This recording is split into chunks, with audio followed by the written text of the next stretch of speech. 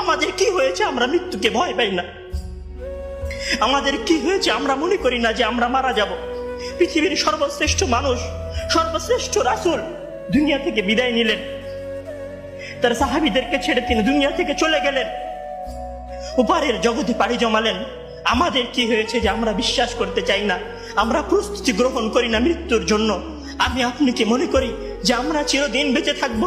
আমি আপনি কি মনে করি যে আমার গ্যারান্টি রয়েছে আমি সালাত আদায় করে আমার রুমে ফিরে যাব? বিশ্বাস করুন হে আমার ছাত্র ভাইয়েরা, অবশ্যই আমাকে আপনাকে একদিন মৃত্যুবরণ করতে হবে, আমাকে আপনাকে একদিন এই দুনিয়া ছেড়ে চলে যেতে হবে। সুতরাং মৃত্যুর জন্য প্রস্তুতি গ্রহণ করুন, সুতরাং মৃত্যুর জন্য প্রস্তুতি গ্রহণ করুন।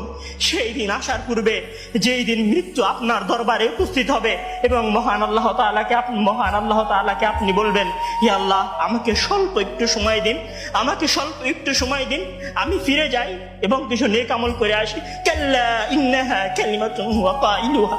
তখন মহান আল্লাহ তাআলা বলবেন, কোনো সুযোগ নেই, এটা তো তার মুখের কথা মাত্র। সে ফিরে গেলে আবারও আমল করবে না, সে ফিরে গেলে আবারও আমল